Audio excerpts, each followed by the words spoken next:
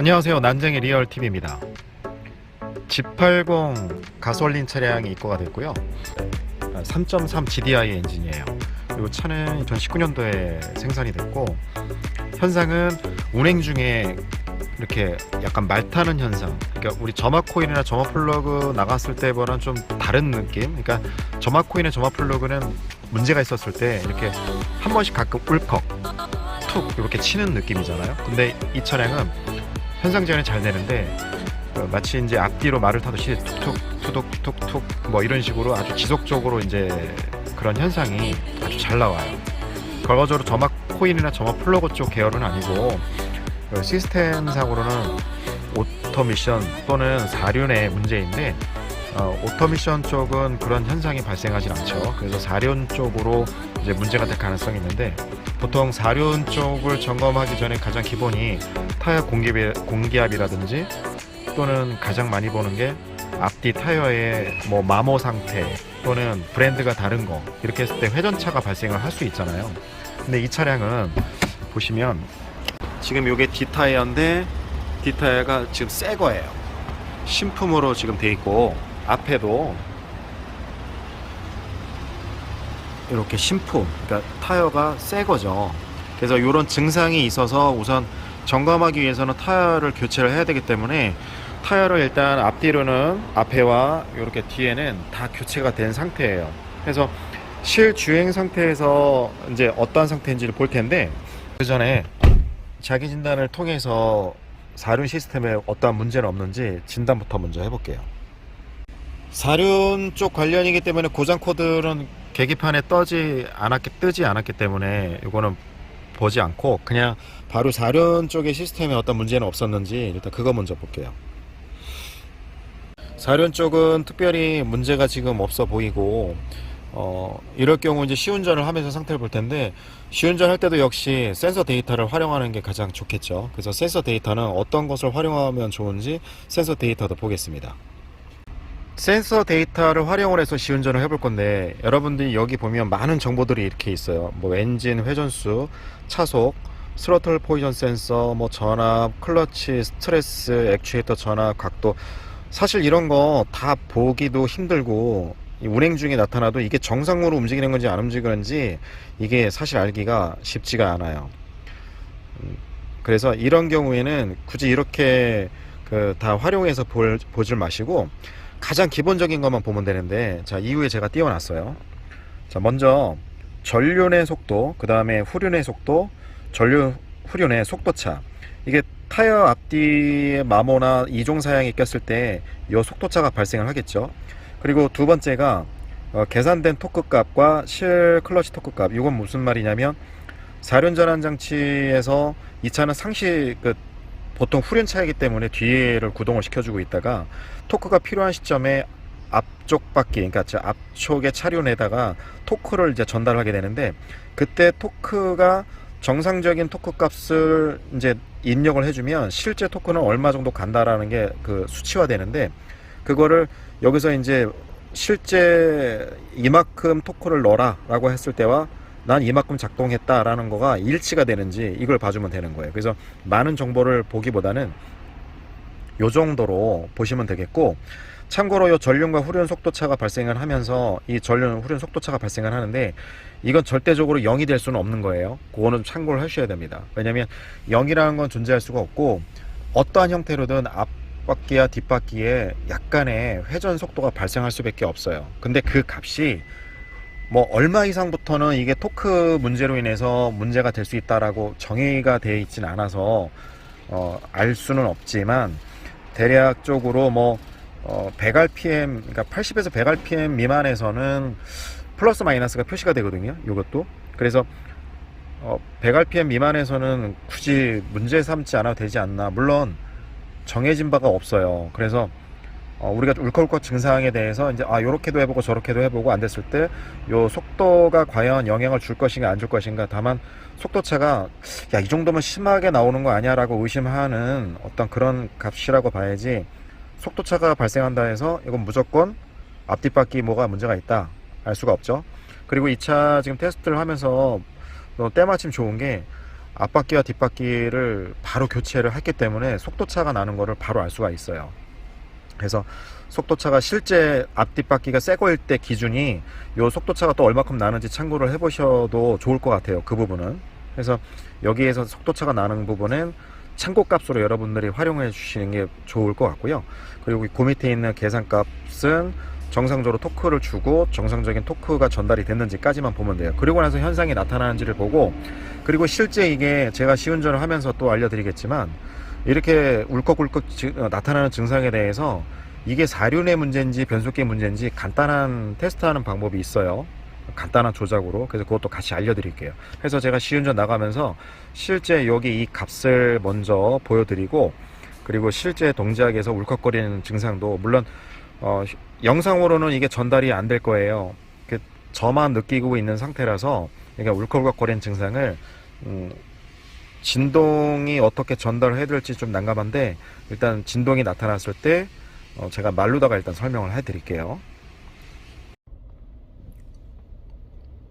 지금 차량을 서행으로 이렇게 움직이고 있어요. 이게 속도가 좀 빨리 날 때는 이 현상이 잘 못 느껴지고, 출발하면서 그 이후에 한 50km, 60km 이내까지는 증상을 좀 느낄 수가 있어요. 그래서 지금 움직이면서 지금 보고 있는데, 여러분들이 지금 보셔야 될 건 저 속도가 지금 얼마만큼 움직이고 있는지 여부하고 그 밑에 계산된 토크값과 실 토크값, 요걸 보시면 되겠죠. 지금 화면상에도 나타나고 있지만 마이너스, 앞뒤의 속도차가 마이너스로 지금 표시가 되는 걸 보실 수가 있을 거예요. 그리고 계산된 토크값도 위아래가 거의 동일하게 요구값으로 잘 적용되고 있는 게 보이실 거고, 회전 속도 차이가 마이너스 10, 20, 지금 속도가 아직은 40km 정도, 지금이 한 40km인데 이때의 RPM 속도차가 대략 한 20, 마이너스 2, 30 정도 차이가 나요. 물론 속도를 제가 이게 쭉 올려볼게요. 자, 속도가 붙으면 저 회전 앞뒤 속도차도 당연히 증가를 하죠. 그러나 지금 보시면 이 정도 50km 부근에서는 대략 속도차가 많이 나지 않아요. 뭐 30 이상을 좀 넘어가고 있지는 않고 있어요. 그래서 결과적으로 지금은 요거 앞뒤 속도 차이는 문제가 없다라는 뜻인 거고, 지금 느껴드리는 건 이거죠. 자, 움직여 보겠습니다.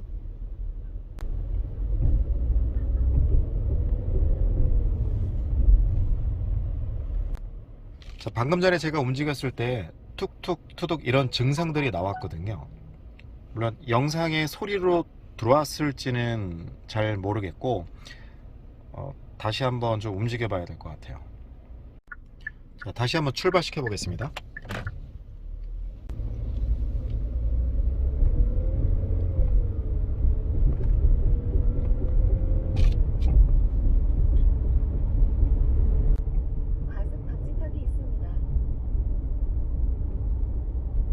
속도가 올라가면서 지금은 이제 증상이 조금 완화가 되는데, 조금 전에 계속 느꼈거든요. 이게 움직이면서 지금도 방금 전에 쿵쿵거렸어요. 악셀레이터 페달 밟지 않고 감속하는 구간에도 지금 소리가 진동을 했어요.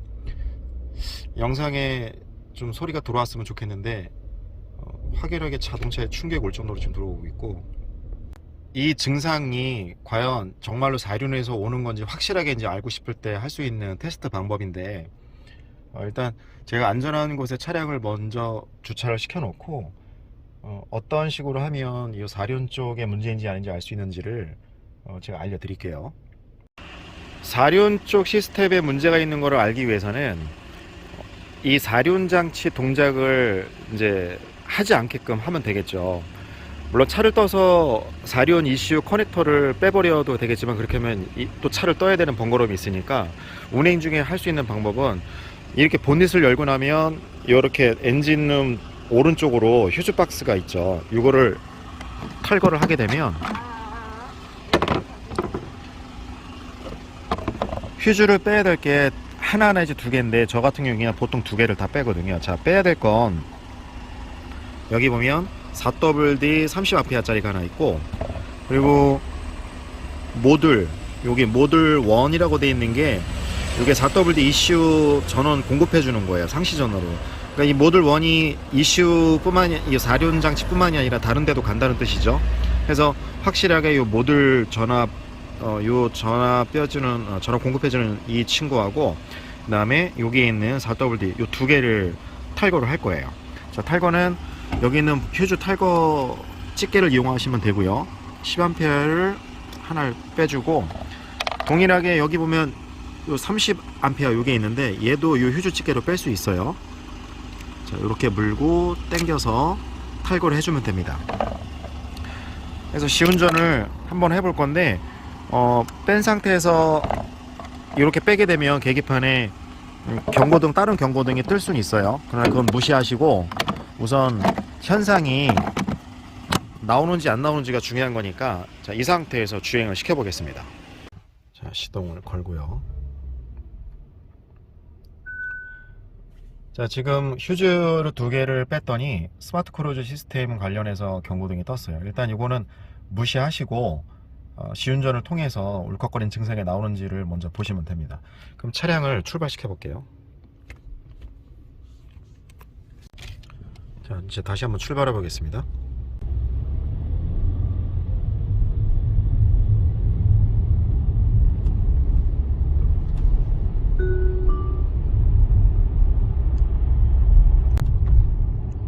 네, 휴즈를 탈거를 하고 실주행을 했을 때는 어떤 증상이 없어요. 그러니까 차도 부드럽게 잘 출발이 되고 울컥거리는 증상도 하나도 나타나지 않고요. 현상이 없어요. 이렇다라는 거는 결과적으로 사륜 시스템에 어떠한 이유로 좀 문제가 된다는 상황인 거고, 이게 4W 자체에 문제 있는 건지 좀 원인을 다시 한번 찾아보고 캐리어의 문제인지 아니면 컴퓨터의 문제인지 아니면 다른 거에 문제 있는지를 봐야 되는데 현재 참고를 해줘야 될 부분이 현재 제네시스 요 G80 그러니까 지금 나온 신형 RG3 신형 G80은 아니고 요 DH G80 같은 경우에 요 4WD 캐리어의 오일이 좀 개선이 됐어요. 점화철 위주로 해서 제일 먼저 첫 번째 해볼 거는 캐리어를 최종적으로 4WD 캐리어를 교체하기 전에 오일을 교체를 해서 개선된 점화철 오일로 교체를 해서 증상이 완화가 되는지를 먼저 봐주셔야 됩니다. 그래서 제가 개선된 점화철 오일을 교체를 할 건데 요 품번은 제가 알려드릴 거예요. 교체를 할 당시에 해서 오일을 교체를 하면서 상태가 호전이 되는지를 보고 호전이 되지 않으면 4WD 캐리어까지 교체하는 방향으로 그렇게 진행을 하겠습니다.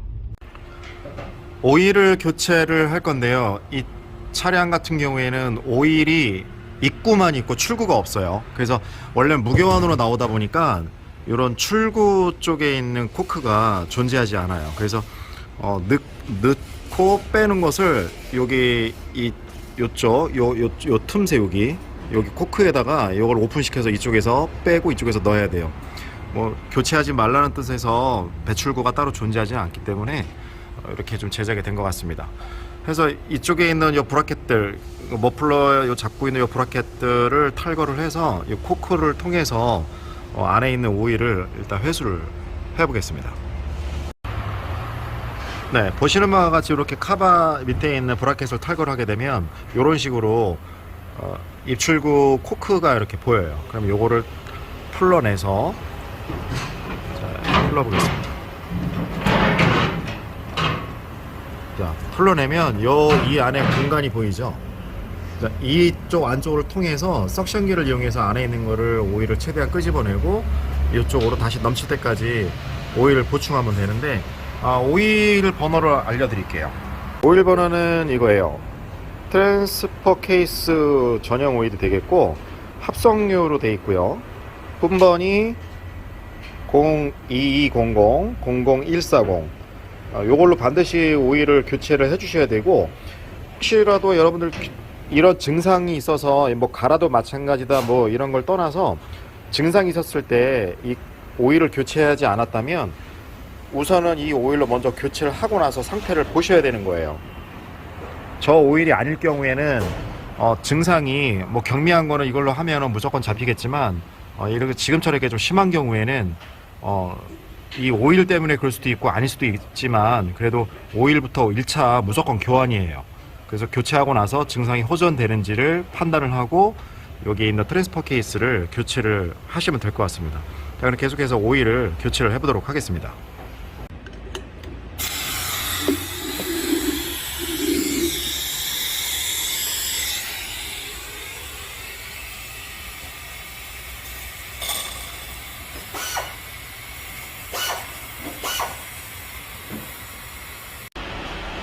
오일을 교체를 했는데 지금 뒷바퀴와 앞바퀴가 지금 동시에 지금 돌고 있죠.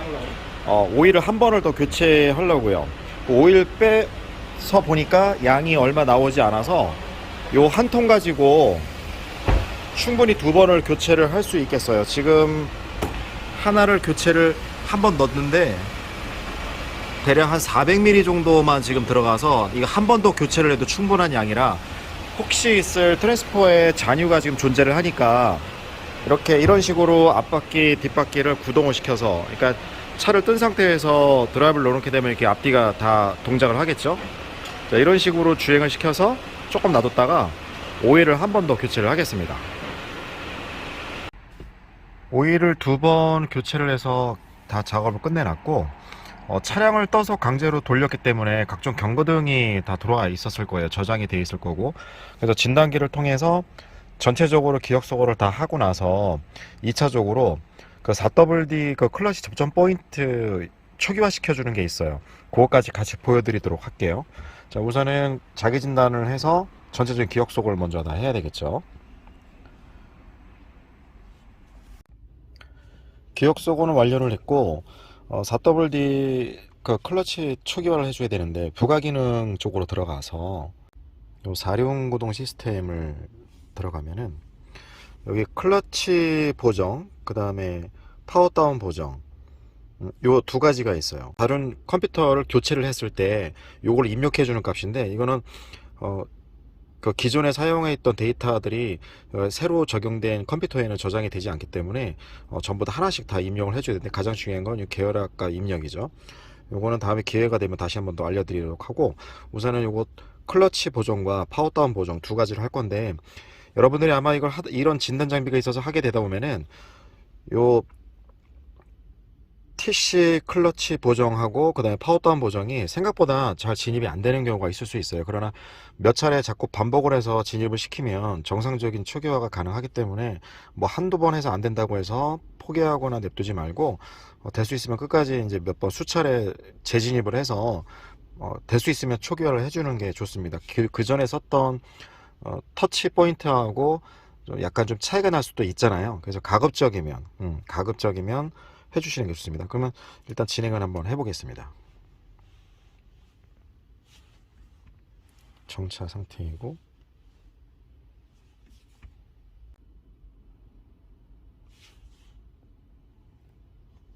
확인.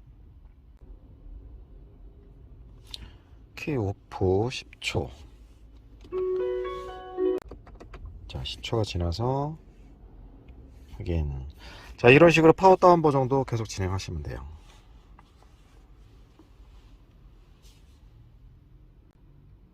파워다운은 여기 보면 클러치 터치 포인트 미세 학습 기능이라고 해서 딱 클러치가 이렇게 접합되는 그 순간, 그때 이제 그 클러치를 미세하게 조정해야겠다는 뜻이죠.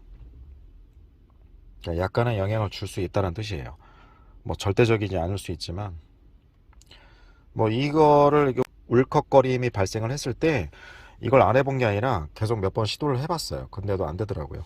지금처럼 이렇게 응답하지 않습니다 이렇게 떠요.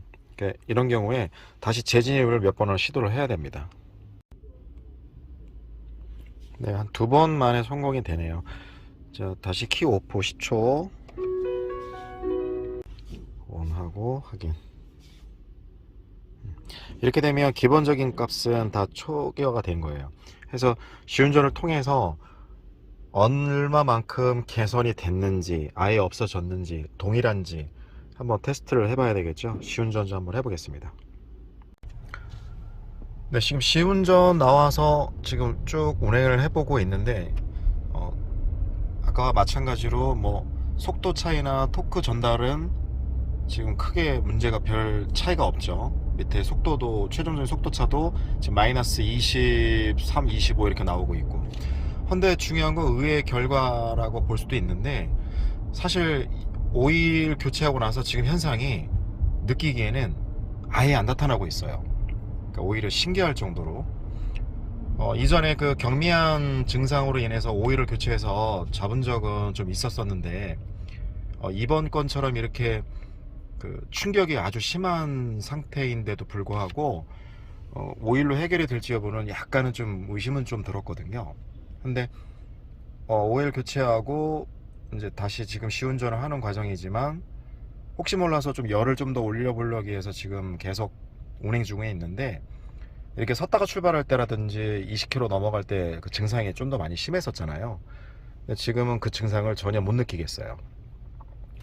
이런 그 앞뒤 움직임의 말타는 현상을 정식 명칭으로는 저킹 현상이라고 그래요. 저킹 현상. 그래서 이 저킹 현상 같은 경우에 약간 이제 쭉 가다가 점막 플러가 나온 것 같은데 울컥 치는 듯한 느낌이지만, 이게 연쇄적인 반응으로 투둑툭툭 이렇게 치는 현상이 계속 몇 차례씩 반복을 하는 거라 약간 그거와는 차이가 좀 있어요. 변속기하고도 좀 성격이 좀 다르고. 그래서 아까 설명드린 것처럼 테스트는 그 4WD ECU를 빼봤을 때 현상이 나타나냐 안 나타나냐를 가지고 진단을 하시면 되겠고, 제가 아까 오일 교체할 때 오일 품번 보여드렸죠. 그 품번을 반드시 이용을 해서 교체를 하시면 될 것 같아요. 그래서 이렇게 심한 경우에도 뭐 경고등이 뜨거나 뭐 기계적으로 고장이 나서 이렇게 지속적으로 나오는 게 아니라면 오일만 가지고도 충분히 정비가 가능하실 것 같아요. 그래서 생각보다 일이 크게 번지지 않아서 다행이고, 지금 시운전을 지금 가다서다를 계속 하고 있고, 이렇게 지금처럼 이렇게 좀 제가 섰다가 출발할 때 출발하고 있습니다.